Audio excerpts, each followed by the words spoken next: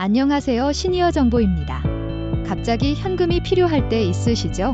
이럴 때 은행 창구를 통해 돈을 찾기보다는 우리가 손쉽게 이용하는 것이 현금 자동 인출기, 바로 ATM입니다. 뉴스에서 여러 차례 보도가 된 사례가 있어 잘 아시겠습니다만 ATM의 이런 편리성 때문에 보이스피싱 범죄 조직들이 악용하고 있습니다. 이런 범죄에 이용되는 것을 막기 위해 은행 시스템에 많은 변화가 있습니다. 잘 확인하셔서 은행 이용 시 착오가 없으셨으면 합니다. 그럼 시작합니다.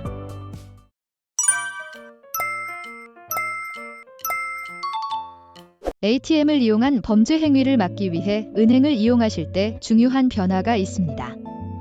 첫 번째, ATM에서 무통장 입금 한도를 축소하였습니다. 카드나 통장을 사용하지 않고 계좌번호를 입력해서 직접 현금을 입금할 때 입금 한도가 현재 100만원에서 50만원으로 축소되었습니다. 50만원보다 더 큰 돈을 보내기 위해서는 몇 차례 입금을 해야만 합니다. 두 번째, 출금 한도도 축소하였습니다. ATM 기기를 이용해 입금한 돈에 대해서는 돈을 찾을 때 하루 300만원 이상 인출을 할 수 없습니다.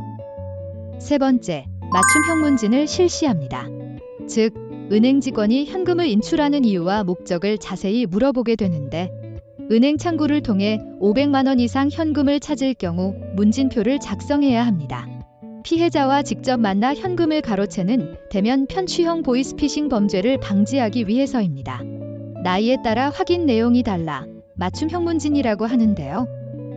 40대에서 50대는 대출 빙자형 보이스피싱 여부를 확인하고 60대 이상인 분들은 가족이나 지인을 사칭한 보이스피싱 여부나 인출 목적 등을 확인합니다. 네 번째, 고액 인출 시 영업점 내부 절차 강화.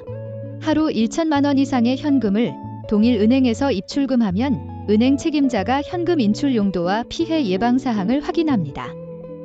현금 사용 출처를 담당자가 자세히 질문할 수 있는데 만약 이때 제대로 협조하지 않거나 이상한 점이 보이면 직원 판단하에 경찰 신고가 진행될 수도 있는데요. 이럴 경우 은행 담당자의 안내에 따르시면 문제는 전혀 없으므로 보이스피싱 방지를 위해 협조해야 할 사항으로 보입니다. 다섯 번째, 비대면 계좌 개설 절차를 강화합니다. 요즘은 은행 어플로 비대면 계좌를 쉽게 개설할 수 있는데요.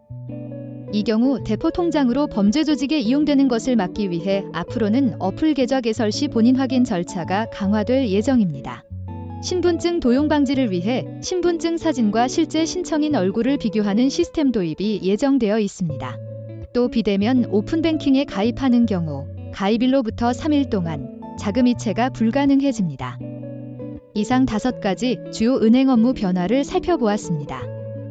그리고 만약 보이스피싱을 당했다고 생각되시면 즉시 내계좌 지급정지 서비스를 이용하십시오. 내계좌 지급정지 서비스는 기존의 계좌 지급정지를 하기 위해 각 금융사에 일일이 인증 절차를 거쳐야 했던 과정을 한 번에 본인 인증 절차를 거치면 모든 금융기관에 지급정지하게 됩니다. 금융감독원의 금융소비자 정보 포털인 파인과 금융결제원 계좌정보 통합관리 서비스인 어카운트인포에서 내계좌 지급정지 서비스를 이용할 수 있습니다. 현재 은행 19개사, 증권사 23개사, 제2금융 7개사까지 총 49개 금융회사에서 일괄 지급정지 서비스를 이용할 수 있습니다. 변화된 은행 업무에 대해 알아보았습니다만 이같이 입금과 출금 한도에 제한이 생기면서 실생활에 여러 가지 불편이 따르는 것도 사실입니다. 어떤 분들은 너무 심한 제한이라고 불만을 토로하시기도 하고요. 또 어떤 분들은 보이스피싱 예방을 위해 너그러운 마음으로 이해해야 한다는 의견이 있는데요. 두 가지 의견 모두 충분히 이해가 갑니다. 여러분의 생각은 어떠하신지 궁금합니다. 오늘 내용이 조금이라도 도움이 되셨다면 구독과 좋아요 부탁드립니다. 항상 건강하시길 소망합니다. 감사합니다.